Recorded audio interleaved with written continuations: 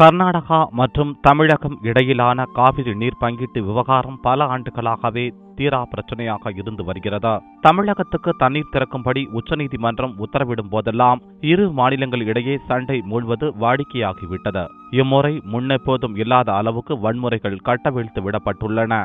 மனித நேயத்தை குழி தோண்டி புதைக்கும் அளவுக்கு வெறியாட்டங்கள் நிகழ்த்தப்படுகின்றன. வன்முறை வெறியாட்டம் முதலில் துவங்கியது பெங்களூரில்தான். பெங்களூருவில் என்ஜினியரிங் படிக்கும் தமிழக மாணவர் சந்தோஷ் காவிரி விவகாரம் தொடர்பாக பேஸ்புக்கில் சர்ச்சைக்குரிய கருத்தை கூற சில கன்னடர்கள் வீடு புகுந்து தாக்கினர். மண்டியிட்டு மன்னிப்பு கேட்கும் வரை அவரை கன்னடர்கள் விடவில்லை.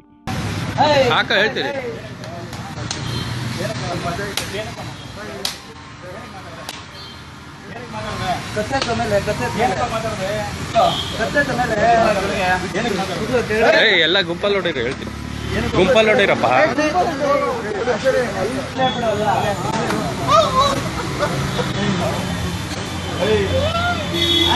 ಸಾಕ್ಬಿಡು ಸಾಕ್ಬಿಡಮ್ಮ, ಸಾಕ್ಬಿಡು.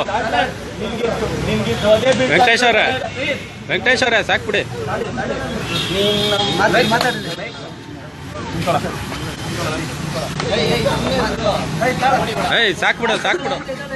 அந்த கொடூர வீடியோவை தொலைக்காட்சிகள் போட்டு ஒளிபரப்ப தமிழகத்திலும் கலவரம் பற்ற துவங்கியதா. மாணவர் சந்தோஷ் தாக்கப்பட்டதற்கு பதிலடியாக தமிழகத்தில் சில அரசியல் சக்திகள் சட்டத்தை கையில் எடுத்தன. ராமேஸ்வரத்தில் கர்நாடகா கார் மற்றும் வேன்களை அடித்து நொறுக்கினர். கர்நாடகாவை சேர்ந்த டிரைவரை சரமாரியாக தாக்கியதோடு தமிழ் வாழ்க என கூறும்படி மிரட்டினர்.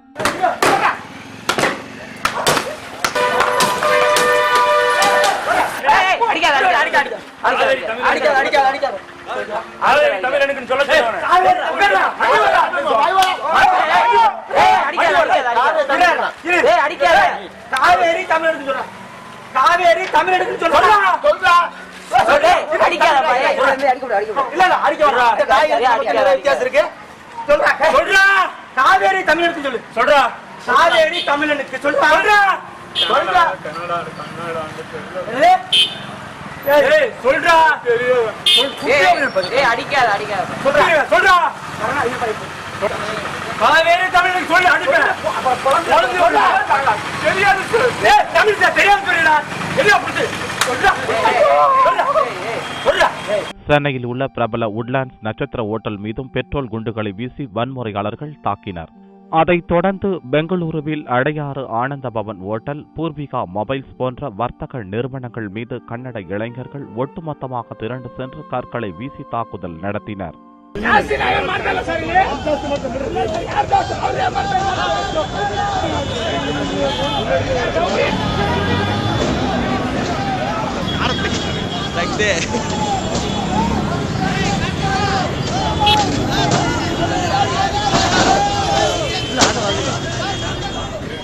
கண்ணில் கண்ட தமிழக வாகனங்களை எல்லாம் சகட்டு மேனிக்கு தீ வைத்து கொளுத்தினர்.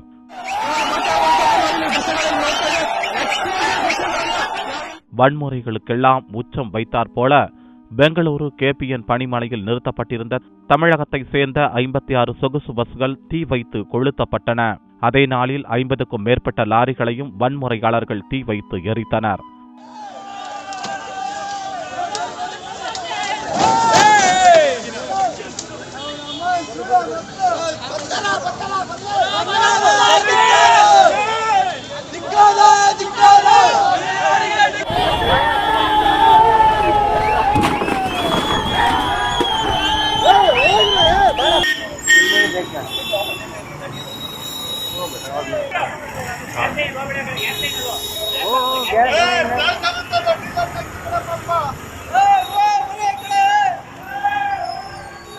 அமைதி காக்கும்படி மக்களுக்கு இரு மாநில முதல்வர்கள் வேண்டுகோள் விடுத்த பிறகும் வன்முறைகள் ஓய்ந்த பாடில்லை. கர்நாடகாவுக்கு லாரிகளை ஓட்டிச் சென்ற வயதான அப்பாவி டிரைவரை மறித்து கன்னட அமைப்பினர் அடித்து உதைக்கும் வீடியோ காட்சிகள் மனித நேயத்தில் நம்பிக்கை கொண்டோரின் மனங்களை நொறுங்க வைக்கிறது.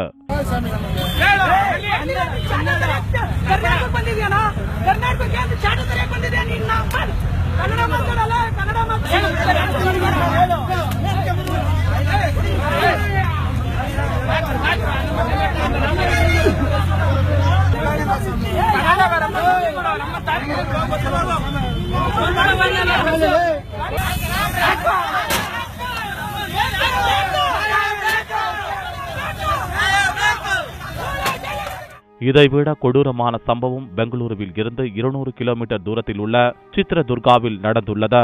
தமிழகத்தை சேர்ந்த டிரைவரை அடையாளம் கண்ட கன்னட அமைப்பினர் அவரது உடைமைகளை அவிழ்த்து அடித்து உதைத்தனர். நடுரோட்டில் ஜட்டியுடன் உட்கார வைத்து சித்திரவதை செய்ததோடு காவிரி கர்நாடகத்துக்கு சொந்தம் என சொல்லும்படி மிரட்டும் வீடியோ சமூக வலைதளங்களில் தொற்று நோயாக பரவி வருகிறது.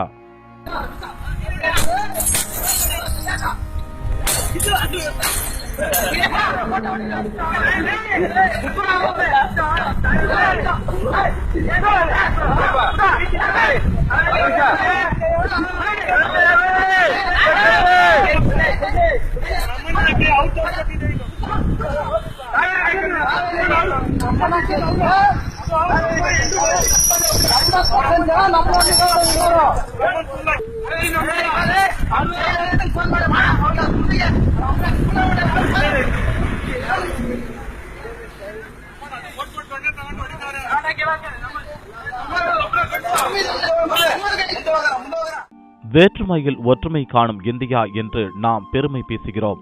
நிஜத்தில் அது உண்டா? எந்த சந்தேகமே இப்போது எழுகிறது. எந்த பிரச்சனைக்கும் வன்முறையால் தீர்வு காண முடியாது. இந்த உண்மையை எப்போதும் நாம் உணரப்போகிறோம்.